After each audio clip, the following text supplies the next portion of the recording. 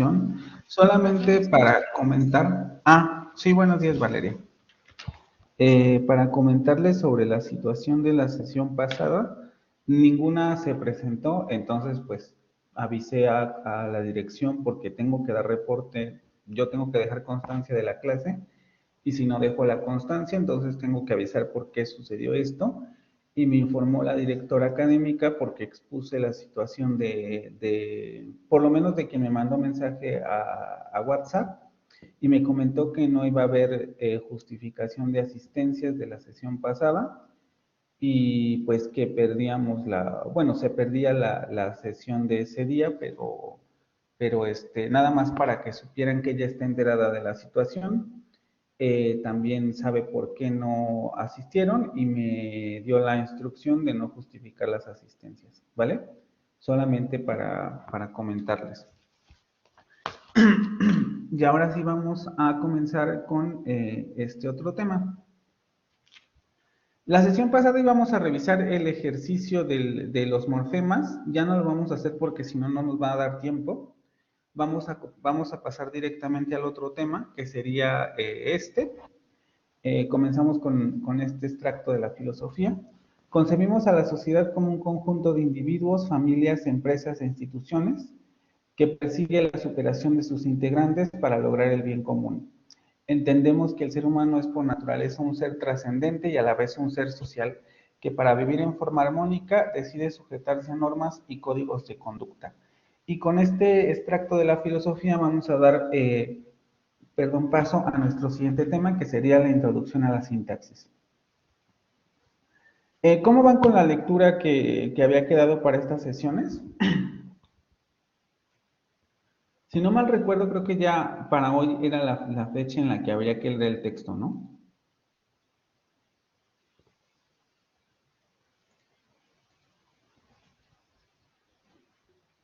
Sí, profe, dijo que era para hoy. ¿Sí acabaron o no?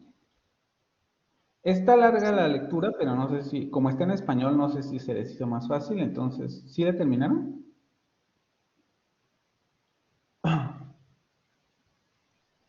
Yo sí la terminé, pero aunque fue en español, esta es un poco más confusa que la anterior. Ok, bueno, vamos a ver si queda claro con esto que vamos a ver aquí. El objetivo sería que el alumno se familiarice con los conceptos básicos de la sintaxis para comprender la base combinatoria, sobre la que se asienta la estructura de la oración. Vamos a ahondar un poco más en este tema a lo largo de la presentación, pero aquí es importante resaltar eso, ¿no? El principal objetivo de la sintaxis, más que en este momento objetivo de la sesión, es este estudio de la combinatoria de las palabras o la combinatoria de los elementos o unidades que conforman la oración.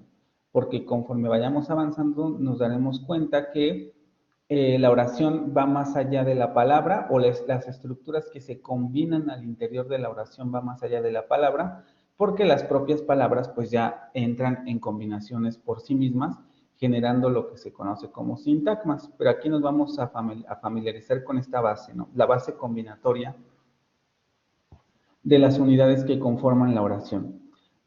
Para comenzar vamos a hablar un poco regresando, si se dan cuenta esta diapositiva es muy similar a la que utilizamos en la primera presentación.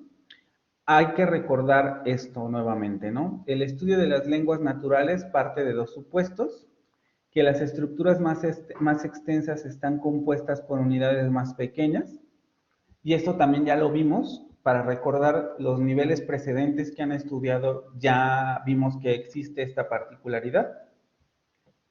La estructura fonética de una lengua tiene unidades pequeñas, que serían los fonemas, que se organizan en unidades mayores, sílabas, grupos entonativos, etc. Vimos también que en términos significativos podemos ver o aislar la unidad más pequeña denominada morfema, que conforma las palabras y por tanto genera unidades mayores. Y hay que recordar esto porque en este nivel también vamos a tener esta característica. También que la manera en que se organizan esas unidades más pequeñas es significativa, lo vimos con los dos niveles precedentes, Los fonemas se organizan en sílabas y aunque eso no es de por sí un significado lingüístico, un significado semántico como lo entendemos, sabemos que el orden en el que aparecen los fonemas al interior de la sílaba no es azaroso y responde a determinadas reglas. Lo mismo ocurre con los morfemas. Vemos que existen regularidades sistemáticas en cómo se juntan o se pegan los morfemas para formar palabras nuevas. Aquí está el ejemplo para recordar el nivel anterior. En el nivel morfológico encontramos unidades pequeñas llamadas morfemas que se organizan en unidades mayores llamadas palabras. El orden de los morfemas no solo es sistemático, sino significativo. Claro, como vimos con la morfología, aquí no nada más es el hecho de que tengan un orden, sino que ese orden tiene un significado y que además los propios morfemas aportan significados a la estructuración de las formas de palabra, ¿no? Y aquí fue donde nos quedamos. Pues tenemos que entender que en el siguiente nivel también ocurre lo mismo, ¿no? Cuando superamos el morfema y llegamos al nivel de la palabra, podemos tomar cualquier palabra de aquí, por ejemplo, morfológico. Superamos el nivel del morfema porque ya no necesariamente nos estamos enfocando a cómo está estructurada la palabra. Nos damos cuenta que la palabra también entra en combinaciones con otros elementos. Y que por tanto debe existir, y con todas, ¿no? Hacia acá, hacia acá, hacia acá. Claro, las relaciones ya veremos que son más complejas que solamente decir que esto se relaciona con esto. Pero una palabra que está compuesta por morfemas se relaciona en términos sintagmáticos con otras palabras. Y ese sería justamente el objeto de estudio de la sintaxis. La sintaxis es la parte de la gramática que estudia la forma en que se combinan las palabras y los significados a los que dan lugar esas combinaciones.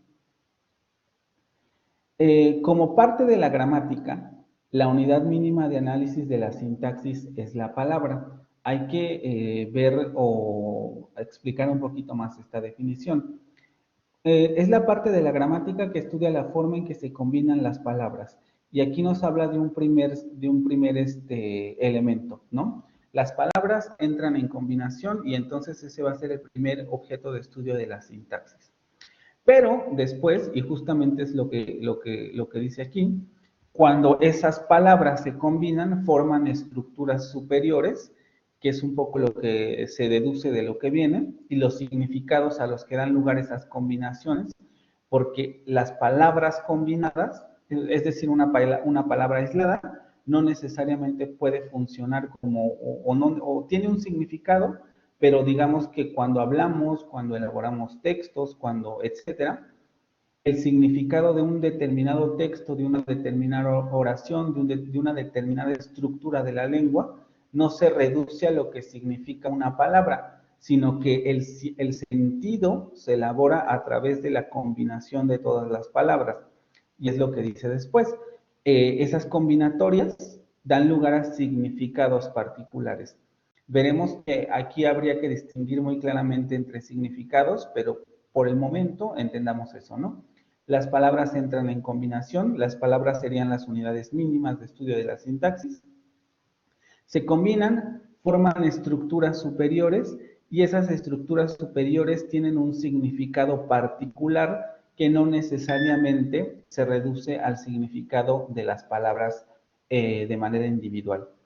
Por tanto, también como estudio de la combinatoria de las palabras, vamos a tener una unidad máxima de análisis que sería la oración. Aquí ya podemos hablar de qué tipo de estructura o qué tipo de estructura tope encontramos en la combinatoria de las palabras.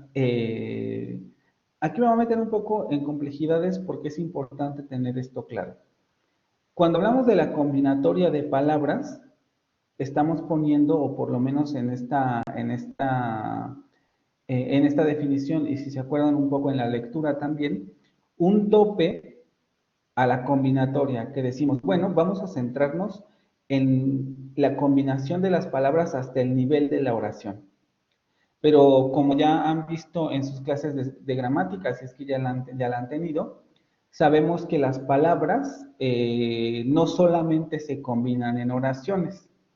Al interior de la oración, esas propias palabras van a tener una determinada combinatoria.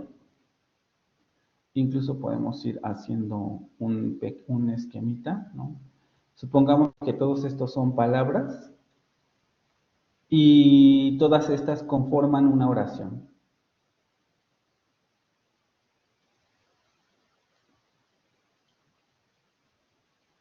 Entonces están combinadas todas en una oración y por ahora decimos, esta es la unidad mínima y como dice, aquí la unidad máxima de análisis de la sintaxis sería la oración, que sería Y.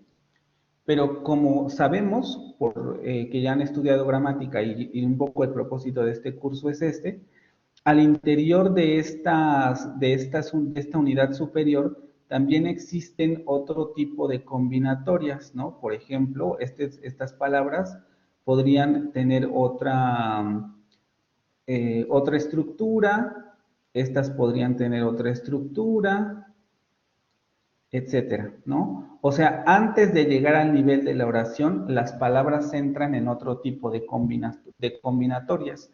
Pero también sabemos que cuando hablamos o cuando leemos, una oración no aparece aislada, sino que generalmente una oración va a aparecer pegada a otras oraciones, ¿no? Y esas otras oraciones van a formar unidades mayores que superan el nivel oracional. Es decir, tomar la oración como un nivel máximo de análisis de la sintaxis es solamente por motivos de estudio, pero antes de la oración hay unidades o estructuras que también son combinatorias de palabras, como las que estamos viendo en este color azul, y superando la oración también vamos a encontrar unidades superiores de análisis de la oración, enunciados o discursos. Y un poco esa es la distinción que después hacen los autores para hablar de este tema, ¿no? Primero, se debe considerar que aun cuando la palabra es la unidad mínima de estudio de la sintaxis, ciertos aspectos morfológicos de esta unidad son relevantes para el estudio sintáctico, debido a la información gramatical que aportan a la estructura oracional.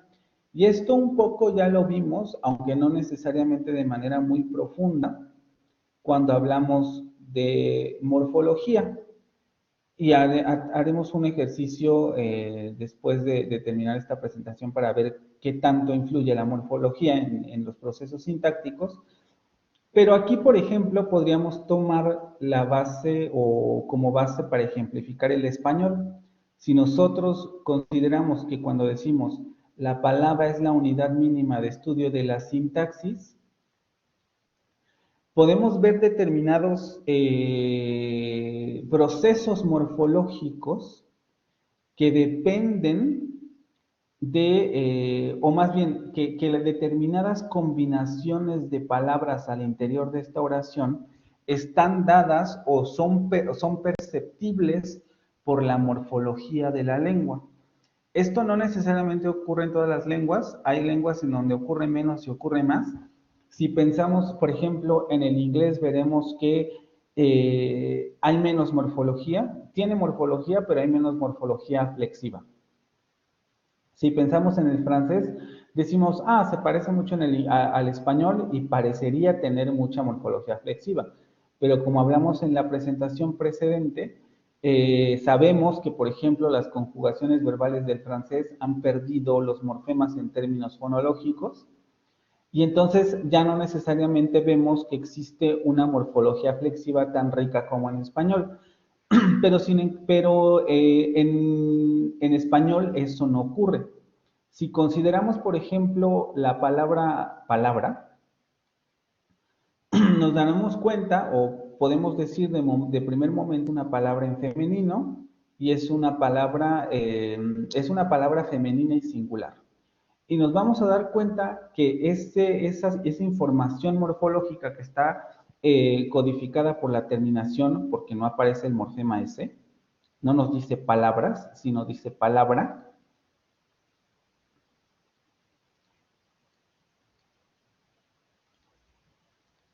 Esa información gramatical de la palabra va a estar influyendo en el resto de las palabras. Por ejemplo, debido a que esa palabra es singular y femenina, el artículo se tiene que codificar en singular y femenino. No vamos a poder decir el palabra o no podemos decir lo palabra, o no por lo menos en términos gramaticales, ¿no? También ocurre lo mismo con el verbo. Como es un sujeto o es una palabra en singular, perdón, con el verbo, vemos cómo el verbo se codifica en singular. No podemos decir la palabra son, la palabra eres, la palabra somos, la unidad mínima de estudio de la sintaxis, eso no se puede. Y lo mismo ocurre con todas las demás palabras. Ya no voy a ahondar mucho en este tema porque regresaremos a él después. Pero aquí lo importante es destacar eso, que vamos a ver cómo determinados procesos morfológicos son relevantes para marcar relaciones sintácticas. Y eso hay que tenerlo en cuenta. Ahora bien, también habría que considerar que la oración, como lo expliqué en la diapositiva precedente, no es la unidad máxima en la que se puede organizar el lenguaje, ya que las mismas oraciones se organizan en unidades discursivas superiores, enunciados y textos. Si partimos de este ejemplo, nos podemos dar cuenta que aquí tenemos, por ejemplo, una oración. La oración no es la unidad máxima en la que se puede organizar el lenguaje. Todo esto es una oración, pero al interior de esa oración tenemos otra. Esta, por ejemplo, ¿no? Y aquí ya están conectadas dos oraciones que están formando un sentido unitario en la organización del texto. Pero esta unidad superior también está pegada a esta otra unidad, ya que las mismas oraciones se organizan en unidades discursivas superiores.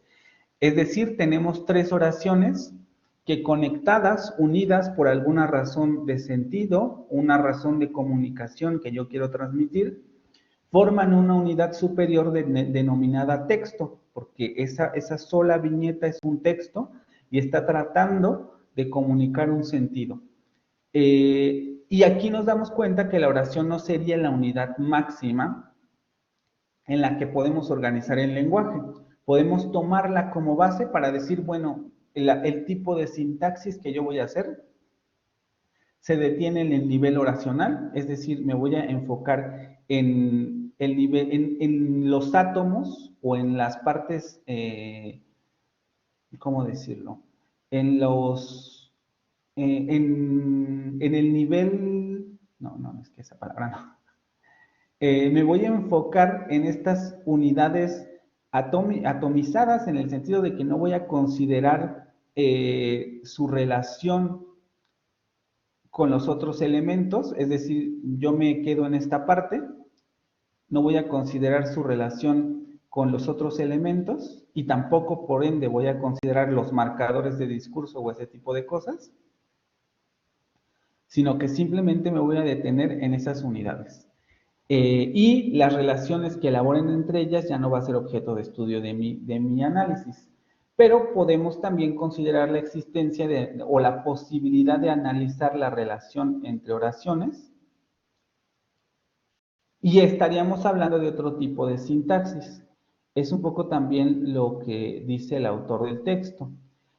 Y a partir de estas distinciones o de estas posturas con relación a cómo se organizan las palabras, se puede decir lo siguiente, que la distinción entre una unidad superior oracional y una unidad superior discursiva, es decir, una unidad superior en la oración, y luego si consideramos que la oración se organiza en unidades mayores, en textos o discursos, una unidad superior textual o discursiva, permite hablar de dos tipos de estudios sintácticos.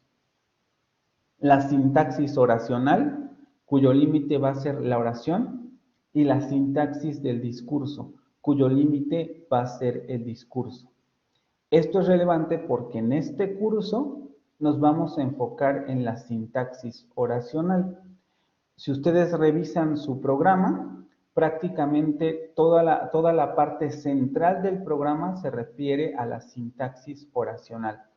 Solo hay un tema que podría superar el nivel de la oración por sí misma, que sería lo de la subordinación y la coordinación, pero de ahí en fuera el programa no toca la sintaxis del discurso, entonces no nos vamos a basar en ello, sino simplemente en el nivel de la sintaxis oracional. ¿Alguna duda con lo que acabo de mencionar? Es un poco complejo, pero no sé si tengan alguna pregunta con relación a esto. No, ninguna. ¿No? ¿Valeria? Ninguna, profe. Ok. Ah, ya perdí, aquí estoy.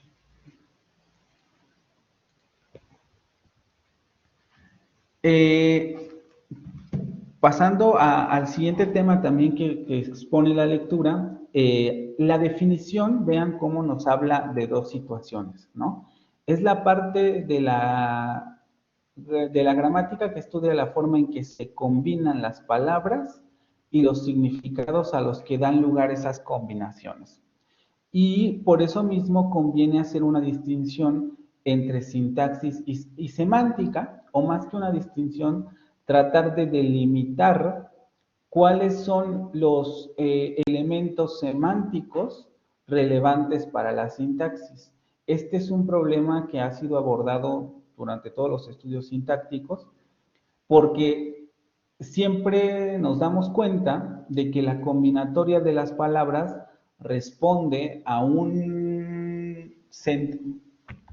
responde a una motivación semántica, porque al final del día la combinatoria tiene como esa finalidad transmitir significado, pero también nos damos cuenta que no todo el significado es relevante para la sintaxis. Y es aquí donde surgen estas distinciones. Me gustaría hablar un poco de lo que ocurre con este asunto, porque la persona que está aquí, o más bien el autor que está nombrando aquí, o que estoy nombrando aquí, que además nombra también los autores del texto que leyeron, es Chomsky. Y sucede que esta persona es el padre de lo que se conoce como sintaxis generativa. También si ustedes revisan su programa verán que hay un apartado para revisar sintaxis generativa y sintaxis funcional. Es probable que no veamos ese tema porque es demasiado amplio y por el momento no aporta tanto a lo que vamos viendo aquí. Pero este señor es justamente el padre de la sintaxis generativa. Y la sintaxis generativa en un momento se quiso deshacer, vamos a decirlo así, de los elementos que consideraban que no aportaban a los estudios de la sintaxis. Una de las características de Noam Chomsky, o más bien de su teoría, es que justamente lo que trata de hacer es, bueno, yo tengo una combinatoria de palabras. Y sí es cierto que puedo separar los niveles de la lengua, es decir, puedo separar la sintaxis de la semántica y de la morfología y de la fonología. Eso quiere decir que la sintaxis como, como nivel del lenguaje se puede estudiar sin necesidad de tomar en consideración otros niveles de la lengua. Esto nace un poco por una situación purista de cómo estudiar el lenguaje. Porque claro, o sea, si nos damos cuenta, en términos objetivos, vamos a decirlo así, cuando nosotros tenemos la combinatoria de palabras, por ejemplo, este párrafo, nos damos cuenta que lo único que podemos ver y que podemos hasta cierto punto medir es la manera en que se combinan determinados elementos sonoros o determinados elementos materiales en términos de escritura, ¿no? Ahí tenemos palabras escritas que podemos contar, podemos maniobrar con ellas porque están ahí. Pero la semántica o la pragmática, que sería como el significado que se produce mediante el contexto, cuando estamos en un contexto, o más bien los sentidos de comunicación no se reducen a lo que significan las palabras, sino al tipo de contexto en el que se enuncian las palabras, a eso se le llama pragmática. Ese tipo de significados no los podemos medir, ¿no? Porque si yo les digo principio de autonomía de la sintaxis y les leo, es la postulación de que la sintaxis funciona con autonomía de otras facetas del lenguaje, especialmente la semántica y la pragmática, por lo tanto, las explicaciones sintácticas de una estructura deben darse exclusivamente en términos de la propia sintaxis. Lo que yo estoy diciendo, ustedes lo escuchan de manera igual, vamos a decirlo así, porque yo lo pronuncio y ustedes reciben la señal auditiva y están escuchando lo que yo estoy diciendo. Pero eso no quiere decir que las dos entiendan lo mismo que estoy tratando de dar a entender. El significado en muchos sentidos a veces se pierde o las palabras no necesariamente tienen el mismo significado para ti, para mí, etcétera, porque cargas psicológicas o no conocemos la palabra o tenemos otro significado en la palabra en la cabeza asociado con la palabra o nuestro contexto hace que la palabra se entienda de otra manera, etcétera. Entonces el significado no es algo que podamos tocar, medir, ni ver, ni oír, sino que simplemente está en la cabeza y no necesariamente tenemos forma de cuantificarlo. Entonces, para Noam Chomsky esto es un problema, porque si la semántica no puede medirse, entonces ¿por qué habríamos de estudiarla en términos científicos? Y él dice, claro, si queremos que la lingüística sea una ciencia, entonces hay que basarnos en la sintaxis porque es lo que podemos ver y lo que podemos medir y lo que podemos cuantificar. Y entonces hay que dar cuenta de cómo estas estructuras se combinan sin necesidad de recurrir a explicaciones de otra naturaleza. Y de ahí surge el principio de autonomía de la sintaxis. Voy a volver a leer. Es la postulación de que la sintaxis funciona con autonomía de otras facetas del lenguaje, especialmente de la semántica y la pragmática. Para él era indispensable que nos alejáramos de estas perspectivas especulativas del lenguaje, porque no estábamos haciendo ciencia ni estábamos haciendo nada. Entonces necesitamos solamente realizar estudios lingüísticos a partir de lo que podemos medir y podemos contabilizar y de lo que podemos dar cuenta. Y entonces, como la sintaxis es lo más visible, lo más, claro, junto con la fonología, pero aquí no nos metemos en eso, es lo que podemos contabilizar, dice, nos basamos en la sintaxis y nos deshacemos de aquello eh, que no podemos cuantificar ni medir.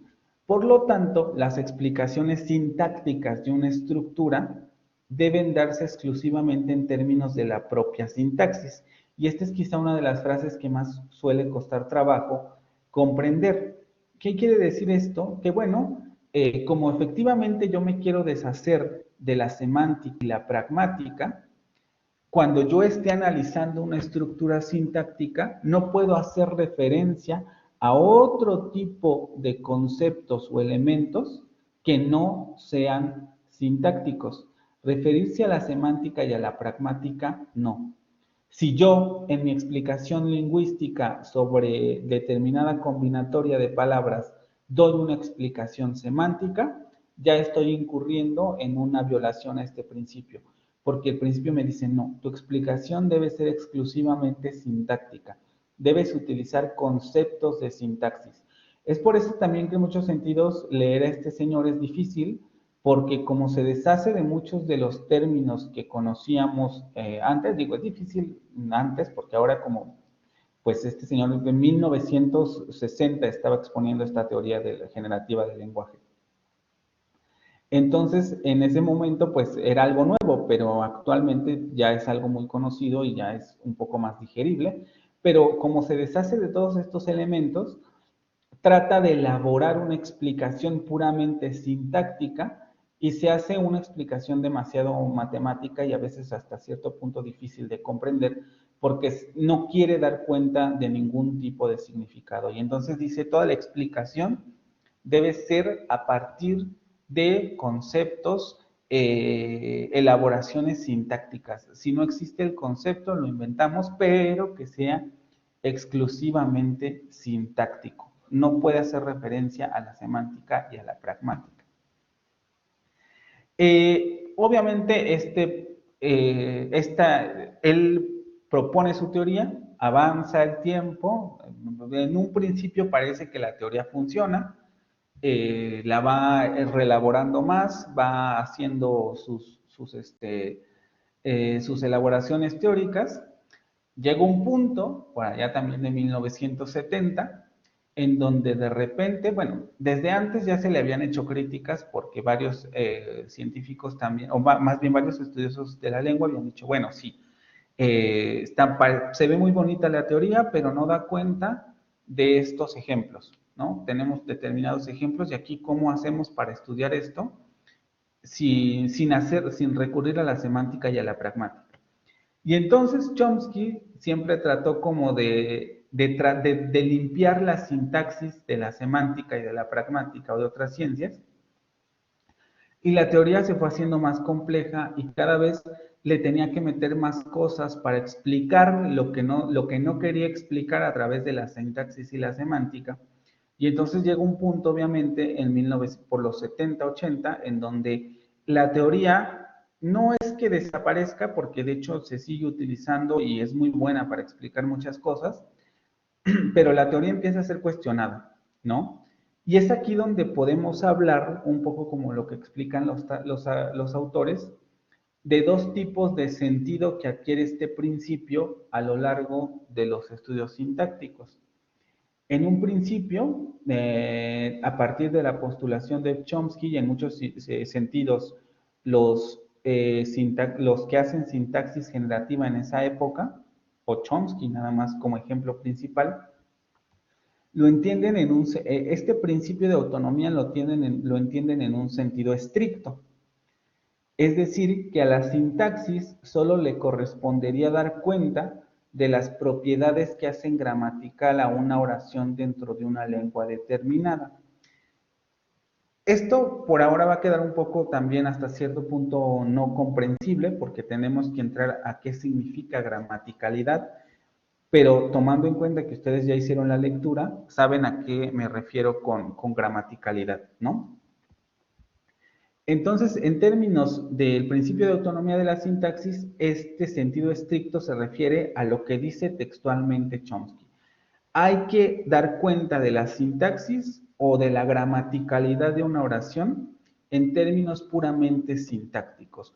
¿Por qué una combinatoria de palabras resulta gramatical dentro de una oración, pero solamente desde la perspectiva o desde la terminología sintáctica? No podemos referirnos a otro tipo de elementos, ni semánticos, ni pragmáticos, ni morfológicos, ni fonológicos. Bueno, morfología y fonología sí más o menos hacen referencia, pero no, solamente en términos de la sintaxis. Ese es el sentido estricto, es decir, solamente haga de cuenta de la sintaxis a través de la sintaxis y no se mete usted en otros terrenos. Pero justamente con los cuestionamientos que le llegan después a la teoría, porque hay ejemplos de los que no puede dar cuenta, se comienza a entender el principio de autonomía de la sintaxis en un sentido más amplio. Porque los sintactistas o las personas que estudian sintaxis, pues saben que es cierto, ¿no? O sea, si queremos que nuestra disciplina sea una disciplina por derecho propio, pues efectivamente tenemos que elaborar una teoría sintáctica que trate de dar cuenta solamente de la sintaxis y que no se meta en otros terrenos o que no haga mucho uso de otros terrenos como la semántica y la pragmática. Pero como los niveles de la lengua están excesivamente entrelazados, nada más hay que pensarlo cuando yo hablo, ¿no? Cuando yo hablo, ustedes están escuchando fonemas y están dividiéndolos en morfemas, y los están combinando en palabras y están obteniendo el significado que yo les estoy dando, y por el contexto en el que estamos, que es muy difícil verlo en un contexto virtual, pero de todos modos tenemos un contexto, porque teóricamente ustedes están escuchándome detenidamente, están sentados, tomando apuntes, tratando de aprender, yo estoy explicando, estoy en la cámara, me estoy moviendo, etcétera, generamos contexto y están entendiendo el significado. Vean cómo el proceso lingüístico es extremadamente complejo. Entonces, los que se van al sentido amplio entienden eso, ¿no? No podemos desunir, vamos a decirlo así, la parte sintáctica de la lengua de todos los otros niveles de la semántica, de la pragmática, de la morfología, de la fonología, porque están aquí, los estamos utilizando. Y lo entienden en sentido amplio. La sintaxis debe dar cuenta de lo que es pertinente sintácticamente y dar una explicación autónoma, es decir, sintáctica de ello. ¿Qué quiere decir? Bueno, vamos a dar explicaciones sintácticas, pero por ejemplo, si nuestra explicación requiere que hagamos uso de determinados elementos del significado, tomemos esos elementos, porque no nos podemos deshacer de ellos. No podemos pretender que esos elementos de significado no están ahí no están ahí condicionando la sintaxis, ¿sí? Entonces, tomemos lo que sea pertinente para la sintaxis y demos una explicación sintáctica sobre ello. Y eso lo iremos viendo también después, ¿no? Porque justamente esta perspectiva amplia de la sintaxis va a permitir ver a los que hacen estudios sintácticos que la semántica de la combinatoria de las palabras es relevante también, porque va a haber determinados rasgos semánticos en las palabras que van a permitir sus combinatorias, ¿sí? Y eso es lo que se entiende en sentido amplio. Vamos a hacer un poco un ejercicio para ver si esto se entiende mejor, porque es bastante complejo. Si yo les presento estas oraciones, ¿qué se puede decir sobre las siguientes oraciones? ¿Es posible en todos los casos dar una explicación puramente estructural de las combinaciones de las palabras? Es decir, ahí tienen esa lista de oraciones. Juan come una manzana, Juan come, Juan la come, Juan lo come, Juan comemos una manzana, Juan una come, Juan come un jugo, Juan bebe una manzana. Y si yo les pido que me den explicaciones estructurales, ¿qué me dirían con relación a estas oraciones?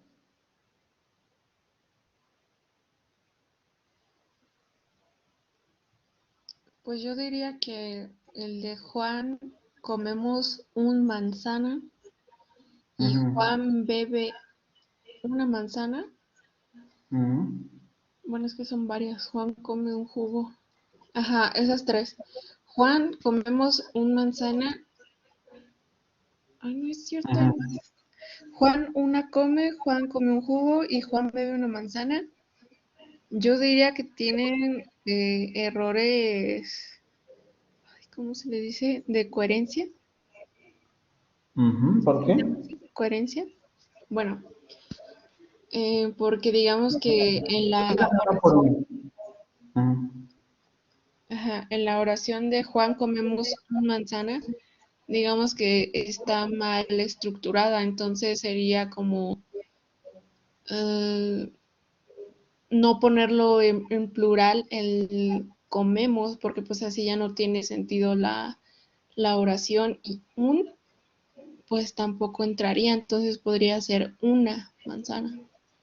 Ok, aquí entonces me puedes dar una explicación estructural, ¿no? Porque me estás diciendo, aquí tendríamos que cambiar la morfología del verbo y aquí tendríamos que cambiar la morfología del artículo, ¿no?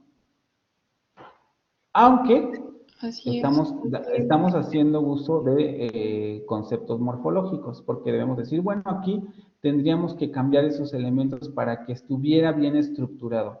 Aunque si yo te pregunto a qué te refieres con bien estructurado, ¿qué es lo que me dirías? O sea, yo acepto tu argumento, pero cuando me dices para que estuviera bien estructurado, yo digo, bueno, entonces, ¿cuál es tu definición de estructura con relación a esa oración? ¿Cómo sabemos que esa oración está bien estructurada? Bueno, yo diría que tuviera una correcta estructura porque no tiene sentido la oración. Eh, Ya me estás dando una explicación semántica, porque no tiene sentido la oración. ajá. No, regresemos a la estructura. ¿Cómo hacemos una explicación estructural? Es un ejercicio para que vean la dificultad, ¿no? De decir, ya no es dar explicación semántica. Regresemos a la estructura. ¿Cómo damos explicación estructural de ello?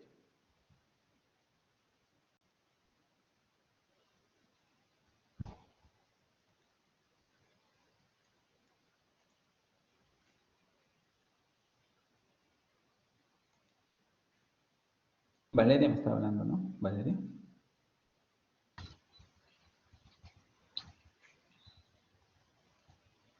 Mm, es que no se me ocurre una manera, como estructural de decir que esa oración no es correcta. A ver, ¿y la que sigue? Entonces, ¿cuál sería tu explicación de la que sigue? De la que sigue.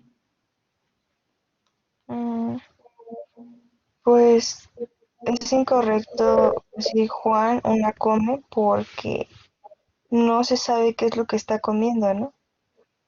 Pero esto es incorrecto. Por ejemplo, cuando yo digo Juan la come y Juan lo come, tampoco sé qué está comiendo, pero no me dijiste que esto estaba mal. Pero generalmente podremos utilizar esas oraciones en un contexto, porque también si las decimos al azar sería algo sin sentido, bueno, que no se podría entender. Ok, entonces aquí vemos que hay dependencia contextual, ¿no? Porque me dices, claro, esto yo lo tengo que decir en un contexto y entonces si no, no entiendo a qué se refiere. Lo que quiere decir que no podemos aquí dar tampoco una explicación puramente gramática, puramente estructural, que se puede, ¿no? Un poco regresando a esta parte, dices, bueno, esto es estructuralmente incorrecto. Pero entonces hagamos otro ejercicio. ¿Cómo sabes que esto es estructuralmente correcto?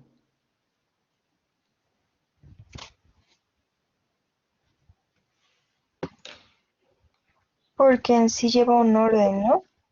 Es como el Lo otro no lleva sujeto, un el orden. verbo.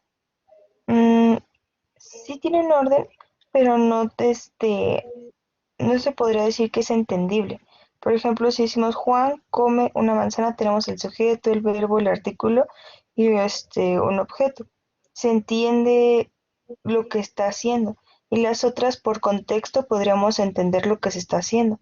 Por ejemplo, Juan come una manzana, después de decir Juan la come, ya se está dando a entender que está comiendo la manzana porque es el único objeto de la oración. Otra vez, pero otra vez me llevaste al terreno del significado. Eh, no te digo que esté mal porque efectivamente, entonces, ve cómo eso es justamente de lo que se dan cuenta los que entienden el sentido amplio, ¿no? Pero si regresamos un poco a la idea de dar una explicación puramente estructural, ¿cómo sabes que esto es una estructura correcta y que esto es una estructura incorrecta? O que estas son estructuras incorrectas. Porque yo te preguntaría, por ejemplo, con relación a esto, los elementos que están en X, o todavía más, vamos a utilizar a lo mejor solamente el elemento que está en Y. El elemento que está en Y, ¿cómo sabemos que es estructuralmente incorrecto, o más bien estructuralmente correcto? ¿Y cómo argumentaríamos que los elementos que están en Z son estructuralmente incorrectos? O vamos a hacerlo de otra manera. ¿Son estructuralmente incorrectos los elementos en Z?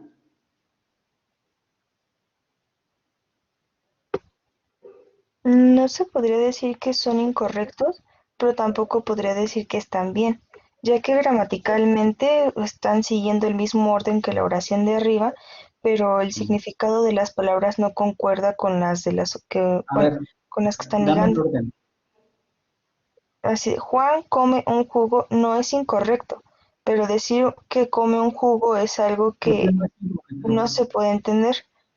Digo que no es incorrecto porque es igual que la oración que está en Y. Juan come una manzana, tiene el sujeto, ¿Por el qué es igual? verbo. ¿Cómo? Ajá, ajá. ¿Por qué es igual? Ajá. Ujú, porque está el sujeto, el verbo, el artículo y el objeto. Bueno, el sustantivo ahí. Ok. Ahora vamos a regresar a esta que está aquí. Tú me dices, no es estructuralmente incorrecta. Entonces, Juan, comemos un manzana, tampoco sería estructuralmente incorrecta porque tenemos un sujeto, que aquí más bien sería decir un sustantivo, ¿no? Más un verbo, más un artículo, más un otro sustantivo. Con base en lo que me acabas de decir, esto no es estructuralmente incorrecto, esto tampoco es estructuralmente incorrecto y estas tampoco son estructuralmente incorrectos. ¿Eso es cierto?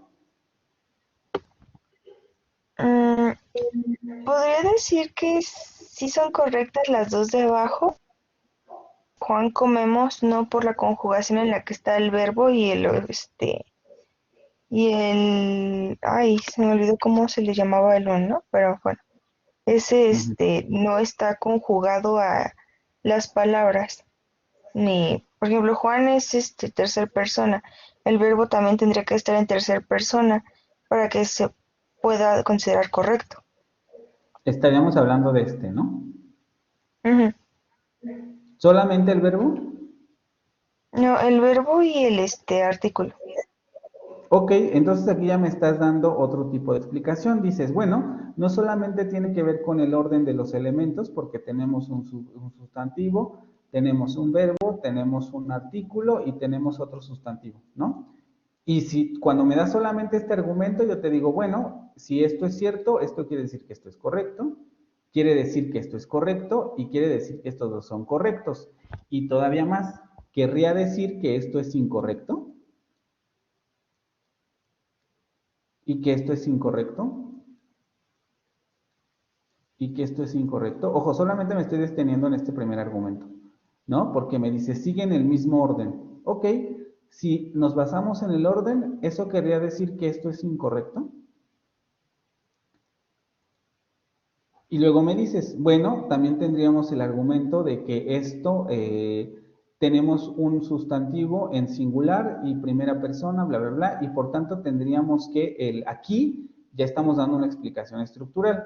Estructuralmente esta palabra tendría que tener otro tipo de morfología para que estuviera correctamente elaborado con relación al elemento al que está modificando. Y lo mismo con el artículo, ¿no? Tendría que tener otro tipo de morfología para estar estructuralmente bien elaborado. Y entonces aquí ya decimos, bueno, por eso podemos decir que esto es incorrecto. Y nos quedan las demás. Aquí, en términos morfológicos, no hay problema, pero seguimos con este asunto. Sujeto, verbo, artículo y sustantivo. ¿Por qué esta oración, la de A, la de B, o más bien, por qué la oración B y C no te parecen estructuralmente incorrectas con relación a A?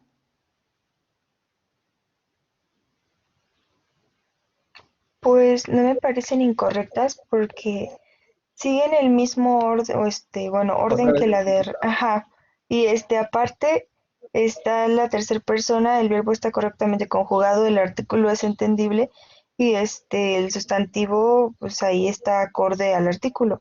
Lo que no considero Exactamente. que sea Ahí, correcto, ahí paramos, ahí ah, paramos. Porque ya vas a pasar el significado. Ajá, y ve cómo ya me diste la explicación estructural. Porque no, porque esto es correcto estructuralmente, porque efectivamente el verbo va a responder morfológicamente al sustantivo y seguimos con morfología. Vean cómo ni siquiera estamos hablando estrictamente de sintaxis, estamos hablando de morfosintaxis, porque aquí ya nos estamos dando cuenta cómo la morfología va a influir en la manera en que se estructura la sintaxis.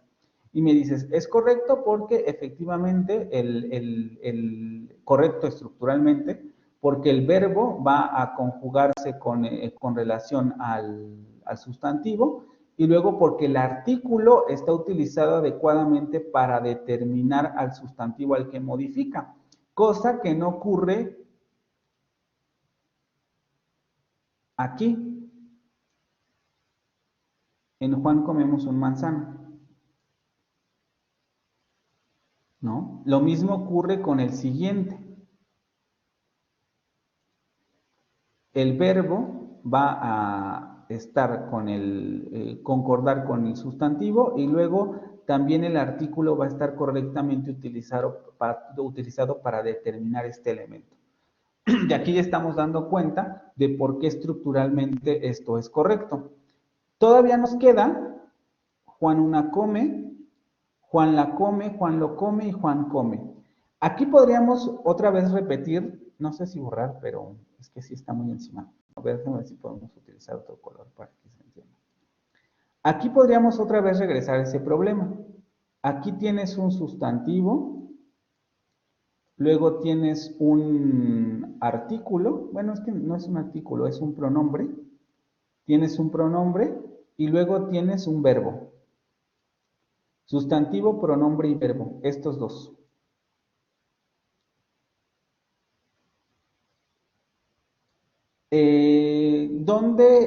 ¿Por qué esto estaría estructuralmente bien a partir de lo que me acabas de decir? O sea, me dices, este es el orden y en términos de orden responde a esto, pero estas tres oraciones no responden a ese orden. ¿Por qué sabemos o cómo determinamos que estas tres estructuras son correctas?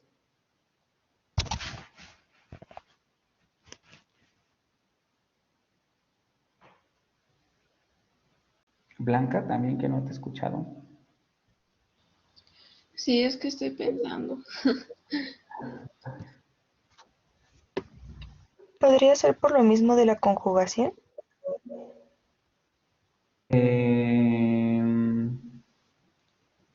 Ay, ya lo borré todo. Bueno, estamos con esto. Dices aquí la conjugación. Ok, pero en términos de conjugación también aquí ocurre lo mismo, aquí ocurre lo mismo y aquí ocurre lo mismo. Eh, ¿Cómo o qué diferencia a estas oraciones de esta, por ejemplo, también?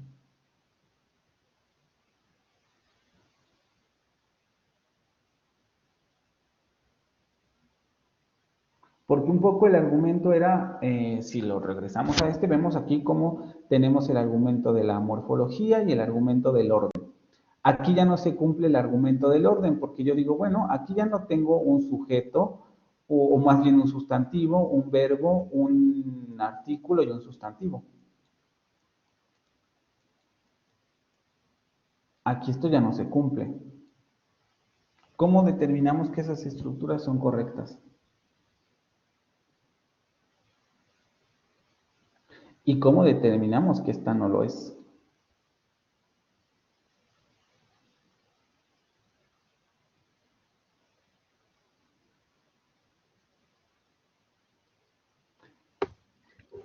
Podría ser como por lo mismo de la de Juan comemos, ¿no? Porque tiene como coherencia las palabras. Por ejemplo, está en la de Juan come, tenemos el sujeto y el verbo, pero el Ujú, verbo está conjugado correctamente en dirección al sujeto. Juan come.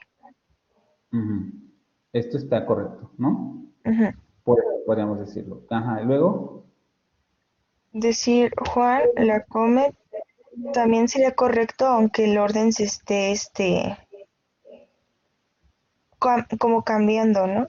Porque Ujú. aún tiene, bueno, eso. También lo mismo con Juan lo come. Aquí la explicación es un poco más difícil porque también tiene que ver con el orden en el sentido de que uno puede decir, claro, el español admite este tipo de orden, ¿no? En el sentido de que vamos a tener un sustantivo, podemos tener un pronombre y luego tenemos un verbo. ¿Y cómo clasificamos esto en términos funcionales? Bueno, que el sustantivo funcione como sujeto, que el pronombre funcione como objeto, porque aquí estoy diciendo qué es lo que me estoy comiendo. Vean, es como si invirtiéramos esta parte. En lugar de decir una manzana, nos referimos a la manzana por el pronombre. Y eso lo pasamos antes del verbo, ¿no? Juan la come o Juan lo come. Y todavía más, en español le podemos agregar otros elementos. Juan se la come, eso ya está muy feo, ¿no? O Juan se lo come. Que justamente agregaría, vean cómo incluso si le agrego elementos, cambia completamente el significado en términos de si estoy hablando seriamente o si de repente me pongo a alburear a la gente. Ponerle SC cambia también el significado de la oración. Pero un poco también porque el español admite estas estructuras y vean cómo podemos ver relaciones. Claro, cuando el objeto no se pronuncia o no se determina de manera directa, no me estás diciendo qué es lo que la persona está comiendo, el pronombre se pone al principio. Porque yo no podría decir, y a lo mejor este es un ejemplo que me falta, pues poner aquí, yo no podría decir, déjenme ponerlo,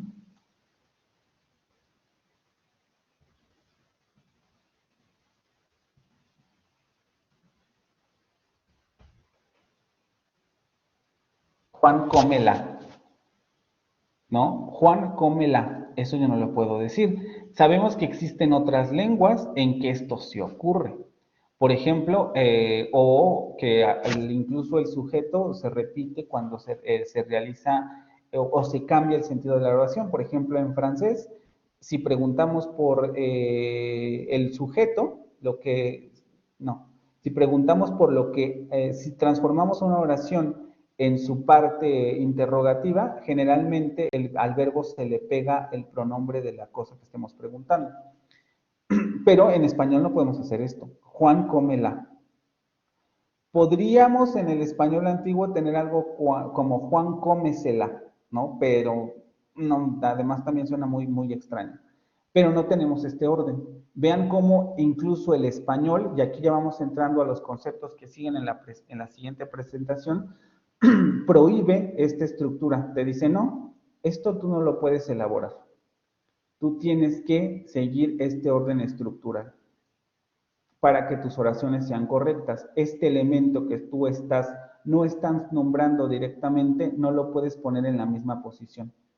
Tienes que ponerlo antes del verbo. Y ya estamos entrando a reglas estructurales. Ok, vamos a dejarlo hasta aquí. Nada más era para que vieran los problemas que nos comienza a meter la sintaxis.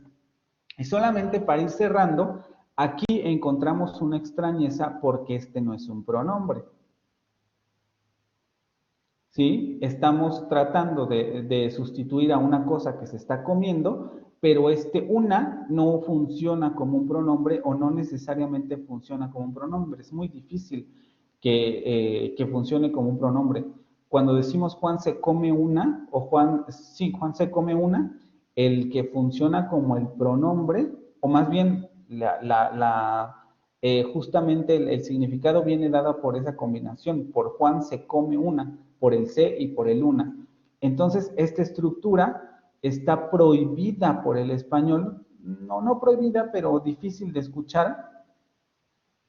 Podemos decir Juan come una. Si me preguntan dónde está mi manzana, no, esa pregunta no quedaría. ¿Cuántas manzanas come Juan? Y decimos come una, tal vez ahí quede, ¿no? Pero no diríamos una come, por ejemplo. Y las siguientes oraciones, voy a luchar porque está hablando.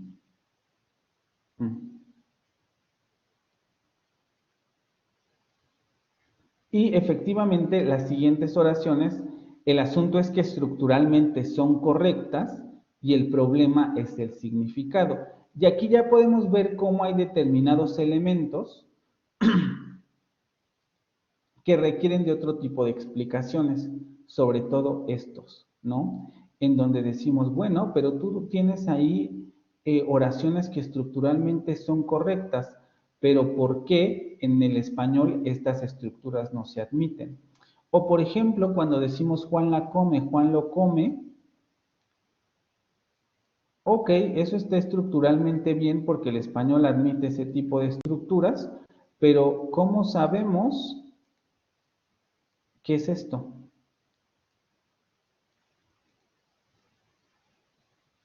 Y es ahí donde se mete también la pragmática y evidentemente la semántica. Porque aquí el asunto es que el verbo, el significado del verbo, ahora sí hablando en términos semánticos, no concuerda con el tipo de elemento que se está ingiriendo por la boca, ¿no? Cuando hablamos de comer, generalmente es un sólido. Juan come una manzana, Juan come un plátano, Juan come un bistec, Juan come pozole, Juan come algo sólido. El pozole ya está ahí más o menos entre líquido y sólido. Pero no decimos Juan come un jugo, o Juan come un vaso de agua, o Juan come leche, ¿no? Porque no tiene ningún sentido. Eso es lo que se bebe. Y entonces aquí vemos cómo también ya entramos a terreno de la semántica. Cómo determinados elementos de significado de las palabras van a estar condicionando el tipo de elementos con el que se van a combinar. Esto lo vamos a ver más adelante, pero es importante ya comenzarlo a tener en cuenta. Las palabras o el significado de las palabras también impone el tipo de elementos con el que con el que se pueden combinar. Comer y beber requieren un tipo de complemento diferente y que no se pueden intercambiar porque son dos acciones distintas. Y justamente esto nos lleva a la siguiente parte, que justamente cuando se entiende esto del sentido amplio, se retoma este principio de composibilidad. Frege es un filósofo y es uno de los primeros en hablar de esto, ¿no? El principio de composicionalidad sería la postulación de que el significado de una determinada estructura es una función de las partes que la componen y de la forma en que se combinan. El significado, en términos generales, ¿qué quiere decir esto? Que sabemos que si tenemos una determinada combinación de palabras, el significado de esa estructura superior va a ser el resultado de cómo se combinan los significados de las unidades inferiores. Aquí es muy importante entender que cuando hablamos de combinación del significado de esas unidades inferiores o de esas unidades más pequeñas, no estamos hablando de que esos significados solamente se suman, sino que más bien se modifican mutuamente. El principio de composicionalidad es mucho más fácil de entender con la ambigüedad. Ahorita vamos a ver un ejemplo. Pero aquí vamos a verlo en términos de cómo se entiende estructuralmente. Supóngase que se tiene una estructura E con tres partes o compuesta de tres elementos, A, B y C. Para que quede claro, A, B y C son los elementos que componen la estructura E. El principio de composicionalidad indica que el significado de E, de la estructura superior conformada por A, B y C, vamos a ponerlo en términos de una esquemita. Si tenemos E, en rojo,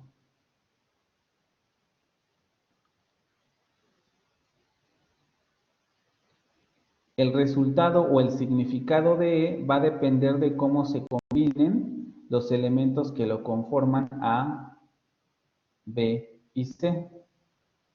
¿Sí? Depende, el significado de E depende de la combinación de estos tres elementos. El principio de composicional indica que el significado de E es el resultado de la combinación de las tres partes que integran E. Es decir, se puede dar el caso de que E tenga dos significados diferentes según cómo se combinen estos elementos, porque hay que entender que no nada más es una combinación entre tres, sino que estos propios elementos pueden formar estructuras internas o pueden formar entre ellos estructuras para formar esa combinatoria de E. Y pueden darse estos dos casos, que se combinen A y B, y luego la secuencia resultante de A y B se combine con C, es un poco lo que quiere dar a entender este esquemita, que primero se combinen A y B, y luego A y B se combinen con C, y esto va a dar un tipo de significado. Incluso lo voy a poner con otro color para que se vea. La combinatoria interna con azul.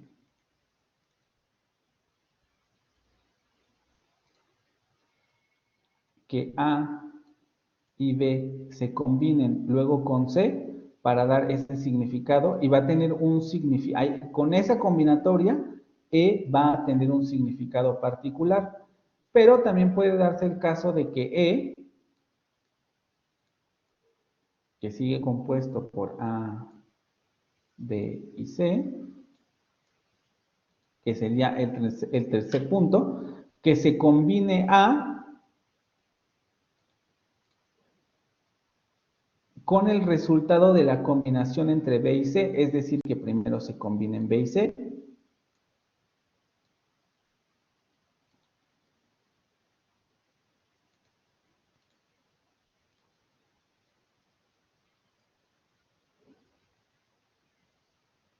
y después B y C se combine con A.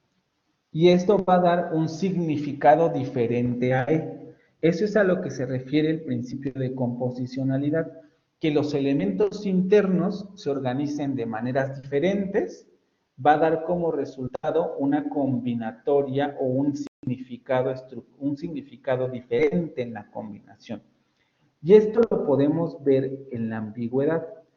Si yo les digo, María no quiere a su tía porque es muy envidiosa, ¿quién es la envidiosa? ¿María o la tía?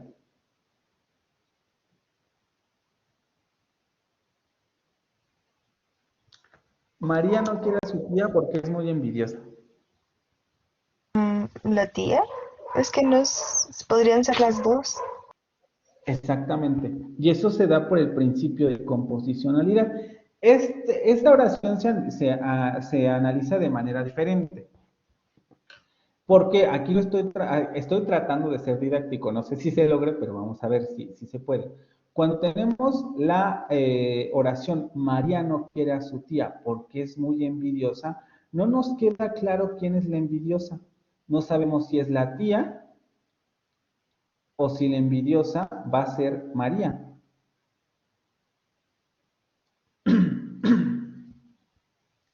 Y esto se da perdón, por las combinatorias que podemos hacer con relación a las palabras.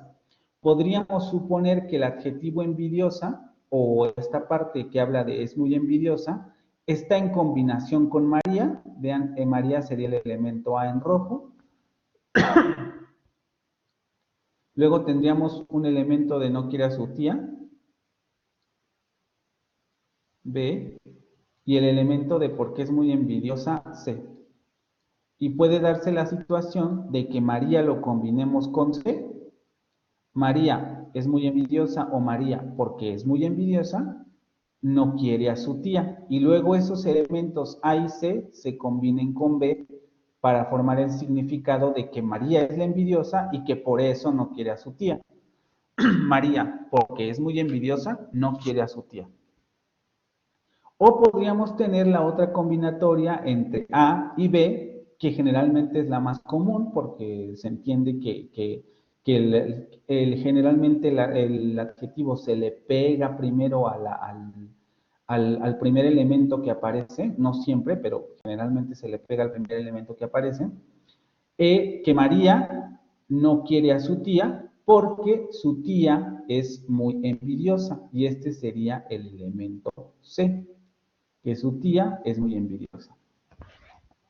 Y vean cómo la combinatoria de los elementos, y vean, otra vez voy a repetir porque aquí ya es donde se logra percibir esto, no estoy combinando solamente palabras, sino que aquí es una palabra, pero aquí es una estructura que está formada por palabras. Y aquí también es una estructura que está formada por palabras. Al interior de esos elementos que yo estoy distinguiendo, tenemos también combinatoria de palabras. Nada más para que vaya quedando eso claro. No nos metemos ahorita en eso.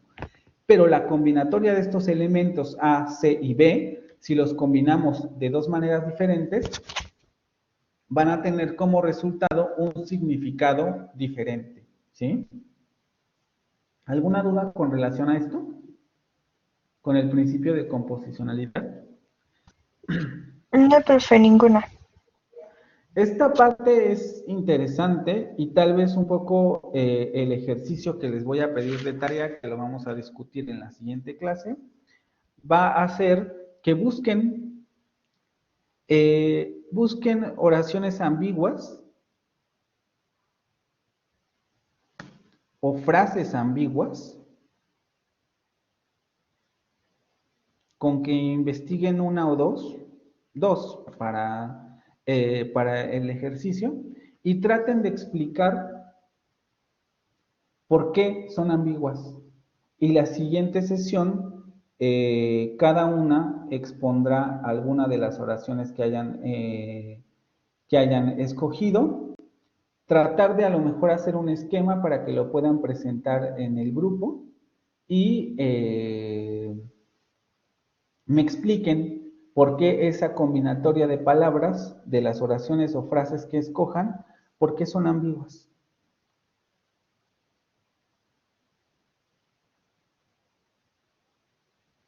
¿Cómo se explica la combinatoria de palabras? ¿Cómo se explica a través de la combinación de palabras que esas oraciones sean ambiguas? ¿Vale?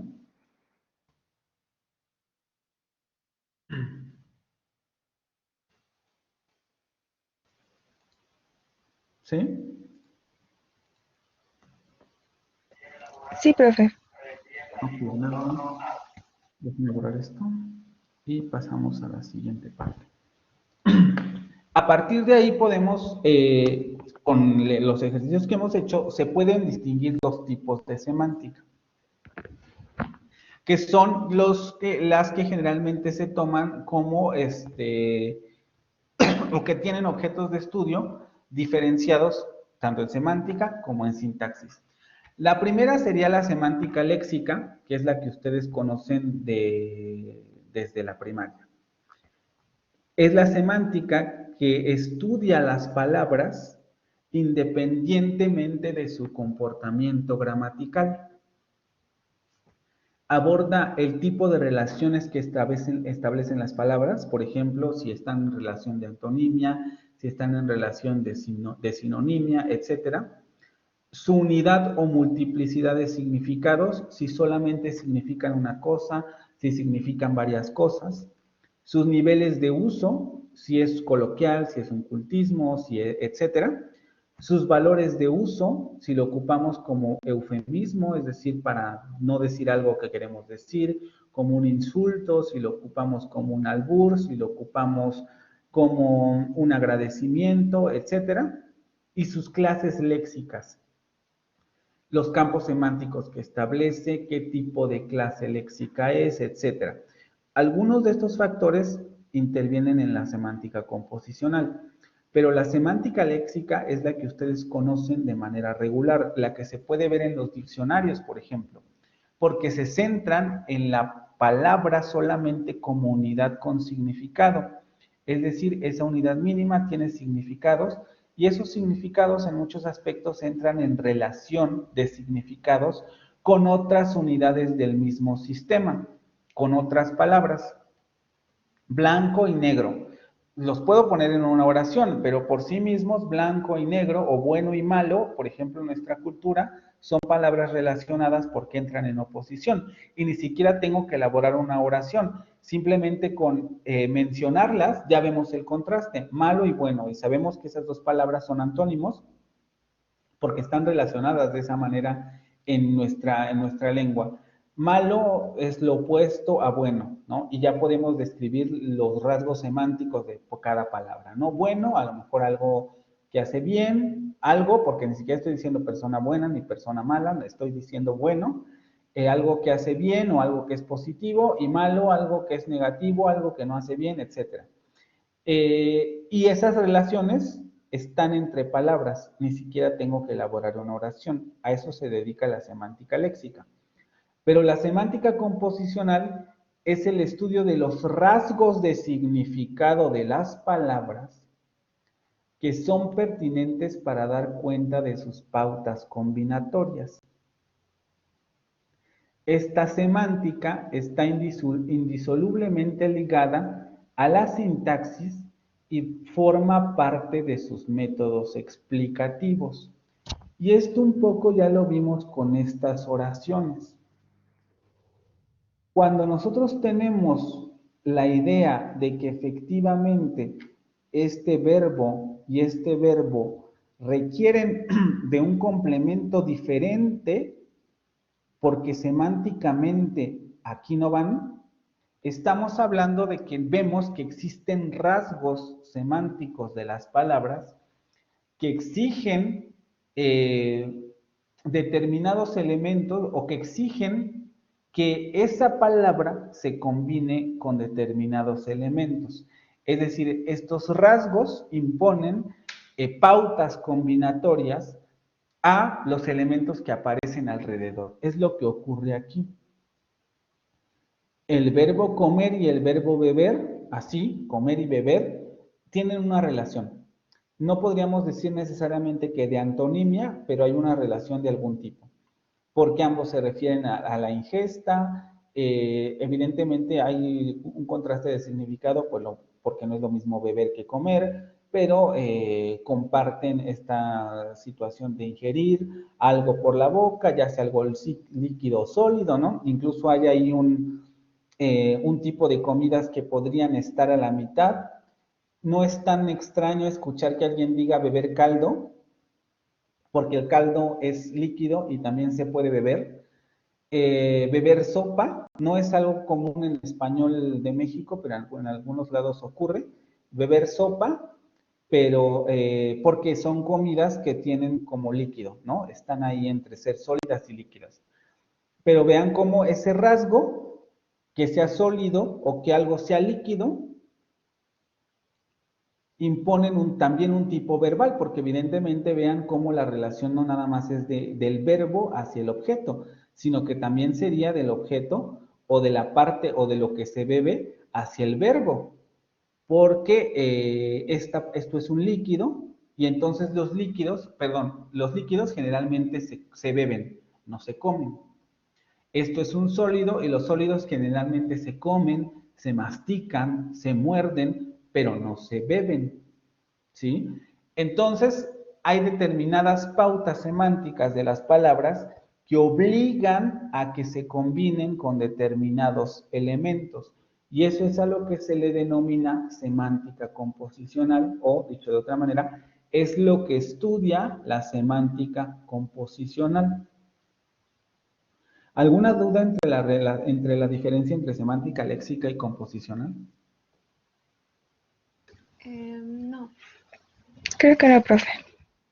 ¿Segurísimas? Porque escuché dudas. No, sí, seguras.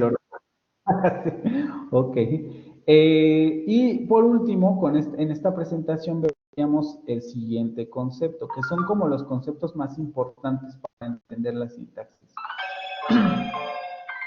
El concepto de productividad. La productividad se refiere al hecho de que los objetos sintácticos, palabras o grupos de palabras, pueden entrar teóricamente en un número infinito de combinaciones. Vean cómo también ya en este nivel estamos cambiando con relación a lo que vimos en morfología. En morfología va a haber determinados elementos que son muy productivos, por ejemplo, los morfemas derivativos son extremadamente productivos, pero no necesariamente así los morfemas flexivos. Porque los morfemas flexivos no producen otras palabras, pero los morfemas derivativos sí producen nuevas palabras con significados diferentes, etc. En la parte de la sintaxis, la productividad prácticamente está, y lo voy a poner entre comillas porque tampoco hay que entender la productividad como que efectivamente podemos hacer cualquier combinación que querramos, porque ya hemos visto aquí que eso no necesariamente es cierto. Va a haber determinadas pautas de la lengua que me va a decir esto está mal, esto está mal, esto está mal, esto está mal y esto está mal. Por eso hago mucho hincapié en, teóricamente, un número infinito de combinaciones. Porque, ok, podemos combinar y combinar palabras, pero la combinatoria sintáctica debe ser significativa. Realizar combinaciones de esta naturaleza, esto está prohibido por la lengua. Entonces, se refiere al hecho de que los objetos sintácticos, palabras o grupos de palabras, pueden entrar teóricamente en un número infinito de combinaciones. Y esto también se debe al hecho de que, como estamos ante una perspectiva combinatoria, lo sabemos, las palabras, a diferencia de los fonemas y a diferencia de los morfemas, también teóricamente son infinitas. Si ustedes van a un diccionario, o van al diccionario de la Real Academia Española, al físico, se darán cuenta que son 2 tomos con un montón de palabras. Entonces, teóricamente tenemos toda esa cantidad de palabras para combinarlas al interior de una oración. Por eso decimos, con tantas palabras, teóricamente podemos hacer un montón de combinaciones. Y eso es a lo que se refiere la productividad. Como yo puedo combinar y combinar y combinar palabras, se dan las siguientes situaciones. Que como no existe un límite combinatorio, hipotéticamente nunca nos vamos a encontrar con la misma estructura sintáctica. Yo leo textos, escucho personas, etcétera, y debido a la productividad sintáctica, teóricamente yo nunca voy a escuchar o encontrarme con exactamente las mismas estructuras gramaticales. Esto también lo pongo entre comillas porque actualmente sabemos que eso no es del todo cierto. Aunque, efectivamente, la capacidad combinatoria de la sintaxis es mucho mayor a la capacidad combinatoria de la morfología y de la fonología. La mayoría de secuencias sintácticas con las que nos encontramos son nuevas. Y quizá esto se vea más en literatura o en los procesos creativos del lenguaje, en donde efectivamente lo que se busca es generar una nueva potencialidad lingüística combinatoria en el sentido de que los escritores hacen mucho esfuerzo por generar un estilo propio y ese estilo propio en muchas ocasiones depende de cómo los autores combinen las palabras. Y es ahí donde podríamos decir que no siempre nos encontramos con las mismas secuencias sintácticas, pero lo cierto es que a nivel colectivo, coloquial, general, en nuestro día a día, tenemos muchas pautas combinatorias que seguimos por facilidad, ¿no? Para preguntar la hora, por ejemplo, generalmente siempre tenemos una misma pregunta. ¿Qué hora es? ¿Qué horas son? ¿Me puede dar su hora? Y son pocas las combinatorias que podemos realizar para pedir la hora, ¿no? Claro, le podemos agregar a lo mejor, por favor, por favorcito, disculpe señor, por favor, me podría dar su hora si es usted tan amable. Y vean cómo para pedir una hora ya me eché un discurso, ¿no? Podemos combinarlas, pero generalmente tenemos pautas combinatorias para hablar con las personas. Estos objetos sintácticos es un poco la distinción que hace el autor para que quede, lo pongo aquí para que tratemos de afinar esto. Las combinaciones o los objetos sintácticos no se recuerdan como los significados, ¿no? Este es el contraste que hace el autor. Los significados de las palabras, la semántica léxica de las palabras, es algo que nosotros recordamos en el sentido de que se activa cuando escuchamos la palabra, ¿no? Si yo les digo blanco, en su cabeza se activa el significado de blanco. Si yo les digo negro, en su significado se activa el significado de negro. Si yo les digo árbol, el significado que se activa en su cabeza es el significado de árbol. Y en ese sentido los significados se recuerdan, pero los significados de las estructuras no necesariamente se recuerdan. Si yo les digo el árbol de mi casa es grande, ustedes tienen que realizar un proceso de reconstrucción del significado, en el sentido de que si yo les digo el árbol de mi casa es grande, ustedes evidentemente elaboran el significado de esa oración en su cabeza y generan la imagen mental de lo que les estoy tratando de comunicar. El árbol de mi casa es grande y les apuesto que lo que se imaginan no necesariamente, primero, seguramente no concuerda con la realidad, y segundo, la interpretación que dé una va a ser diferente a la interpretación que dé la otra, porque las estructuras sintácticas se interpretan, es decir, reconocemos que hay una estructura, que esa pauta combinatoria sigue determinadas reglas gramaticales. Si yo les digo el árbol de mi casa es grande, ustedes saben que esa es una oración correctamente formada en español.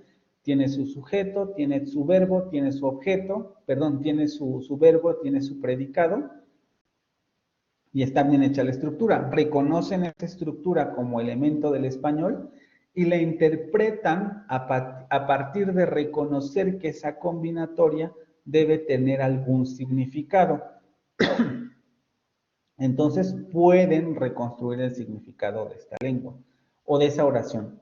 Por tanto, entender una oración siempre implica un proceso de cómputo por parte de quien la recibe. Si yo les digo, el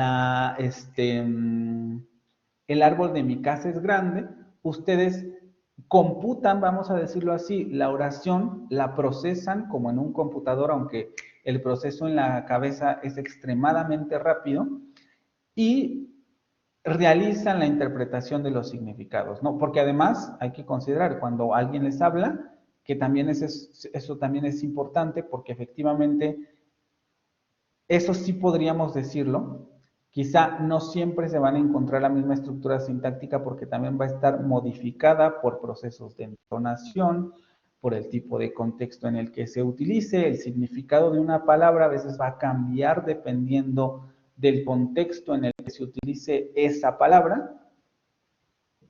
Por ejemplo, la palabra güey, cuando se hablan, o la palabra brother, etcétera, cuando se realiza entre amigos tiene un significado diferente, pero cuando yo la estoy utilizando como ejemplo, tiene otro sentido, porque aquí ya no lo están entendiendo, por ejemplo, si yo les digo güey, pues, con el sentido del ejemplo, ustedes están entendiendo que no me estoy refiriendo a ustedes, y no lo estoy utilizando como una forma coloquial de referirme a ustedes, sino que estoy utilizando esa palabra como una ejemplificación.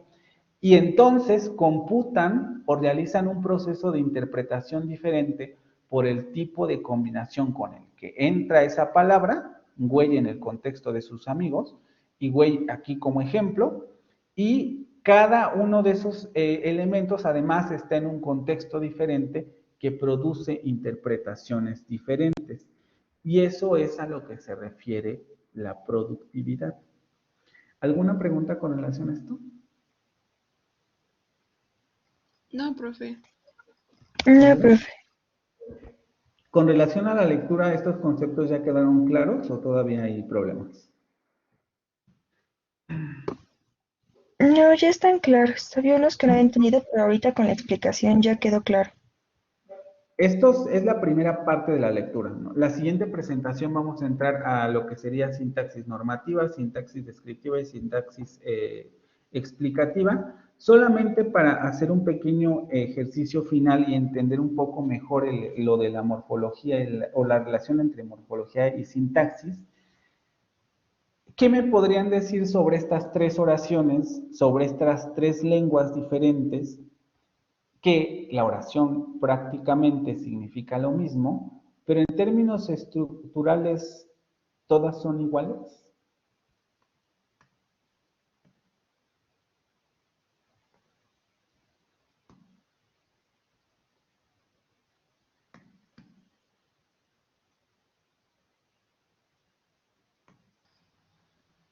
Yo diría que sí. ¿En términos estructurales son iguales las tres? No, no lo son. ¿Por qué no? Porque, por ejemplo, en la que está en español, primero ponen inteligente y después trabajadora. Y en la que está en inglés, primero ponen Mm, ponen también el mismo orden, pero la forma en la que escriben trabajadora es diferente, ¿no? Por ejemplo, ¿no? Aquí ya estamos viendo que exactamente, ¿no?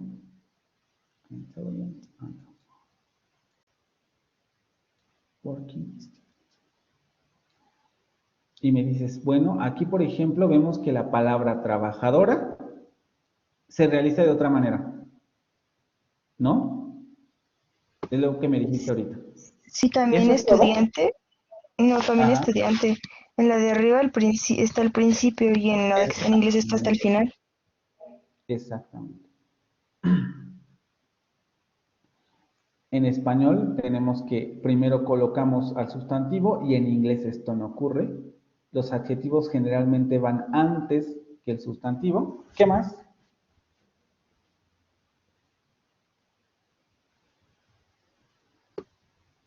Pues de esas dos creo que sería todo. Es todo lo que podemos decir. Cuando les pregunto qué papel juega la morfología en la sintaxis, ¿dónde vemos morfología? ¿Dónde vemos sintaxis? ¿Vemos alguna cosa extraña ahí?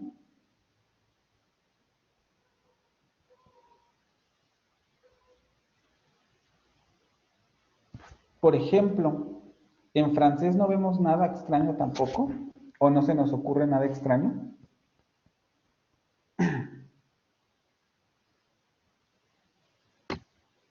Pues es extraña comparándola con la del inglés, pero con la del español se podría decir que es igual, bueno, parecida. Y si la convierto en, por ejemplo, si quiero hablar de él, ¿hay cambios en la del francés? De él como sujeto, Ajá, en lugar de ella. pues sí, nada más cambiaría el pronombre, por así decirlo. ¿Y lo demás? También cambiaría el, el lune, bueno, el un, también cambiaría. Ajá. ¿Qué cambiaría aquí? La S quitaría. Ok, en términos, es que están pensando en términos ortográficos. Y en términos fonéticos,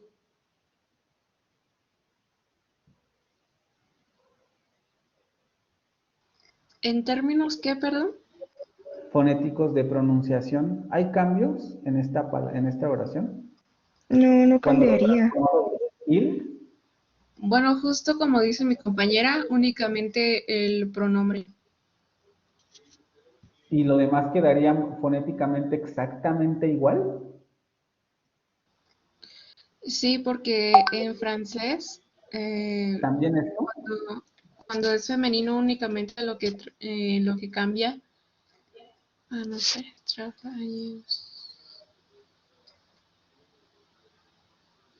ay, bueno, voy a terminar de decir lo que estaba diciendo. Es que me quedé pensando, pero únicamente lo que cambia cuando se trata de un sujeto femenino, cambia la gramática, pero en pronunciación digamos que es igual. En todos, por ejemplo, este adjetivo quedaría exactamente igual.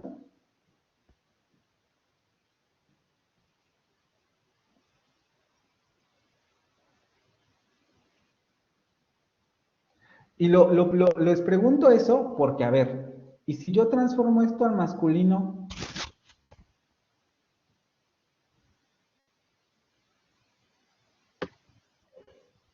¿Qué, profe? En la oración del español. Mm, Pues cambiaría el trabajadora por trabajador nada más. Y en lugar de Sola- una sería un. ¿Y eso qué implica con relación, por ejemplo, al francés? Ay, Yo profe, es que les no sé. acepto, yo les acepto, entre comillas, porque si ustedes revisan un diccionario se darán cuenta que la pronunciación entre el on y el on masculino y femenino cambia, ¿no? Porque si hay un cambio de pronunciación. Pero bueno, todo esto, digamos, en términos generales, quedaría exactamente igual. Este verbo masculino va a tener una terminación fonética diferente en femenino y una terminación fonética diferente en masculino. Y aquí tendríamos una variación morfológica expresada fonéticamente, porque aquí obviamente ustedes vamos a estudiar sintaxis de dos maneras. Bueno, no necesariamente de dos maneras porque fonéticamente no lo vamos a realizar, pero ustedes deben entender que por lo menos para las dos lenguas que están estudiando, inglés y francés, y sobre todo para el francés, hay que hacer una distinción muy importante. Lo que está escrito no es lo mismo que lo que se pronuncia. Entonces, vamos a realizar análisis sintáctico en términos escritos, porque vamos a revisar textos, etcétera, porque además también esto sirve para realizar trabajo de traducción, en fin, pero deben ser conscientes de que los análisis sintácticos en francés también deben realizarse en otro nivel que sería el nivel fonético, porque ahí nos vamos a dar cuenta que muchas de los cambios morfológicos que pueden ocurrir a nivel sintáctico no ocurren a nivel fonológico o viceversa. Habrá cambios fonológicos que no necesariamente estén reflejados en la sintaxis escrita. Otra cosa que no me han dicho, por ejemplo, vean, ok, dicen, aquí en español y en inglés es prácticamente igual. Perdón, en español y en francés. Pero a nadie le ha parecido extraño que si yo esto lo convierto en masculino, esto no cambia. Bueno, tampoco en español, ¿no? Pero, por ejemplo, intelligent no cambiaría, hardworking tampoco cambiaría. Es decir, no tendríamos morfología de género.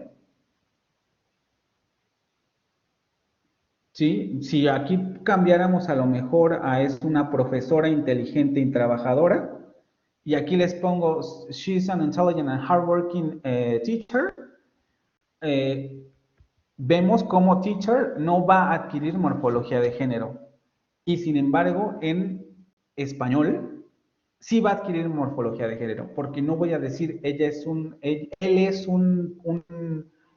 un profesora, o él es un profesora inteligente y trabajador.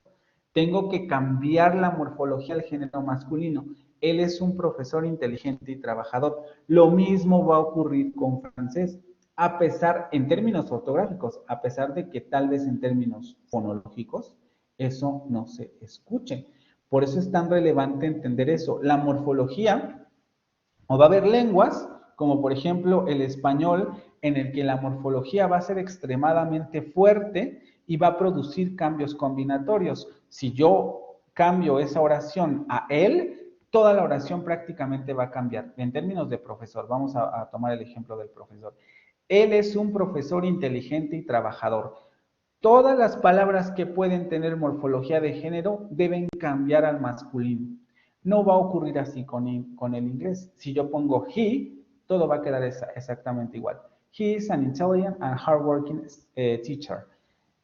Vean cómo esas dos lenguas producen esos cambios en términos de morfología con relación a la sintaxis. Es decir, la combinatoria va a producir las propias pautas morfológicas que se requieran para hacer de esa estructura una estructura gramaticalmente correcta en las lenguas en las que exista morfología. Era un poco lo que les comentaba en la presentación anterior. El inglés es o se considera una lengua sintética, aunque en realidad vamos a ver cómo la morfología del inglés no es extremadamente rica cuando hablamos de flexión. Derivación sí, pero en términos de flexión no lo es tanto porque no tenemos morfología de género, tenemos morfología de número, pero no de género. Si pensamos en los paradigmas verbales, tampoco hay mucho cambio. Aquí estoy ocupando el verbo ser, pero si pensamos en otro verbo, jump, run, etcétera, nos daremos cuenta que la morfología del verbo también es poco lo que cambia. Y pero de todos modos existe. Hay una S ahí del presente del indicativo y hay terminaciones del pretérito además también hay auxiliares para futuro, aunque esos ya estarían en otro proceso que no es necesariamente morfológico. Pero este nivel también está jugando un papel en la construcción de la sintaxis. Esto va a ser sumamente importante que lo tengan en cuenta, porque cuando pasemos a hacer análisis sintáctico, vamos a ver que para determinar determinados elementos dentro de las estructuras, a veces, cuando la lengua lo permita, el criterio morfológico va a ser uno de los elementos para determinar qué elementos o qué unidades están en la misma estructura y pertenecen al mismo conjunto de palabras en esa estructura particular, ¿sí? Vamos a dejarlo hasta aquí porque ya son 8:56. No sé si tengan alguna pregunta con relación a esto. Esto lo seguiremos viendo, lo tocaremos en las siguientes sesiones con los ejercicios. ¿Tienen alguna pregunta? No, profe. No. Solamente para recordarles, para la siguiente clase, las oraciones ambiguas, si lo pueden traer en una hoja para que lo puedan exponer en la sesión. Y para terminar, los conceptos que vimos en esta presentación y que van a ser motivo de evaluación. Sintaxis, principio de autonomía de la sintaxis, principio de composicionalidad, semántica léxica, semántica composicional y productividad sintáctica. ¿Sí?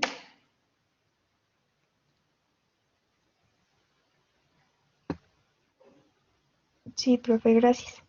Ok, entonces esta presentación igual se la subo yo creo que a más tardar mañana para que ya la tengan ahí y puedan